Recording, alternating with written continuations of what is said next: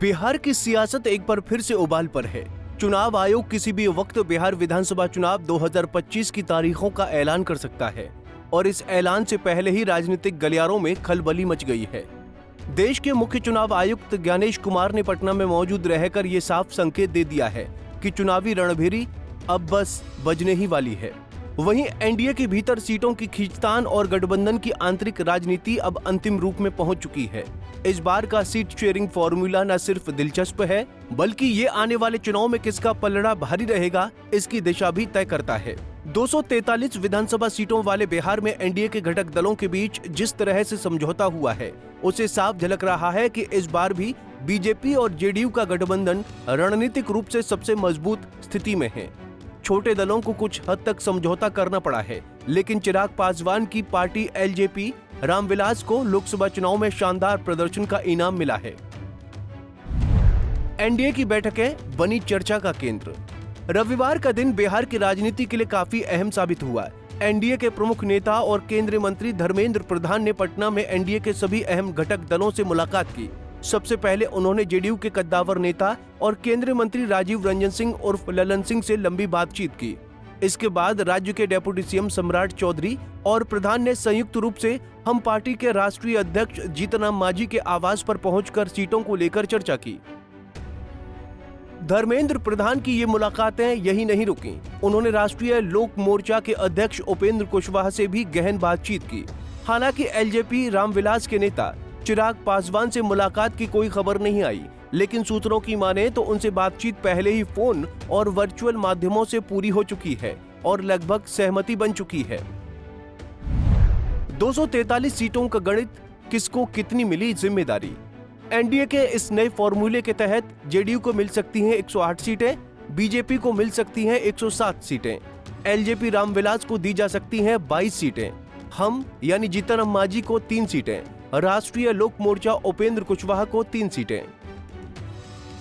इस फॉर्मूले से ये साफ हो गया है कि जेडीयू इस बार सबसे अधिक सीटों पर चुनाव लड़ेगी, जबकि बीजेपी ने भी अपनी प्रभावशाली उपस्थिति दर्ज कराई है।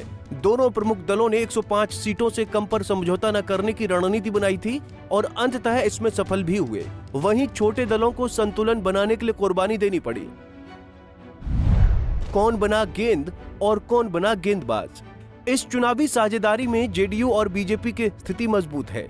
इन्होंने रणनीतिक और संख्या बल के दम पर सीट बंटवारे में प्रमुख भूमिका निभाई, लेकिन असली चर्चा का केंद्र बने चिराग पासवान। लोकसभा चुनाव में 100% स्ट्राइक रेट के चलते उन्हें 20 से 22 सीटें देने पर सहमति बन गई है। हालांकि उन्होंने 40 से ज्यादा सीटों की मांग की थी। वहीं दूसरी ओर जीतन राम मांझी और उपेंद्र कुशवाहा को सबसे बड़ी कुर्बानी देनी पड़ी है। पिछले चुनाव में हम पार्टी को 7 सीटें मिली थीं, लेकिन इस बार ये संख्या घटकर 3 रह गई है। कुशवाहा की पार्टी को भी सीमित प्रतिनिधित्व मिला है, जो ये दर्शाता है कि अब बड़े दलों के लिए गठबंधन की राजनीति भी कड़े सौदे की तरह होती जा रही है। हालांकि सार्वजनिक रूप से किसी ने नाराजगी जाहिर नहीं की है, लेकिन अंदर खाने ये खबरें आ रही हैं कि मांझी और कुशवाहा दोनों ही अपने समर्थकों के दबाव में हैं। 3-3 सीटें देना उनके राजनीतिक अस्तित्व पर बड़ा सवाल खड़ा करता है। अगर चुनाव परिणामों में इनकी स्थिति खराब रही तो अगली बार एनडीए में इनकी उपयोगिता पर सवाल उठ सकते हैं। एनडीए की रणनीति, जातीय समीकरण और ग्राउंड कनेक्शन। बीजेपी और जेडीयू ने अपने अपने पारंपरिक वोट बैंक और जातीय समीकरणों को ध्यान में रखते हुए सीटों का चुनाव किया है।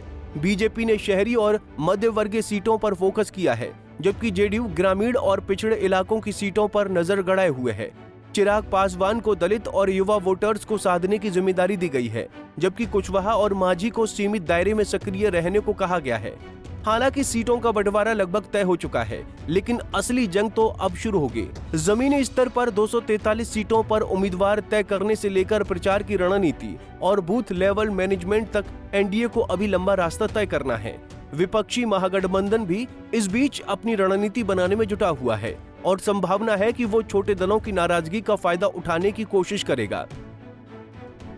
बिहार विधानसभा चुनाव 2025 की तैयारियों में एनडीए ने अपना हाउस लगभग ऑर्डर में कर लिया है।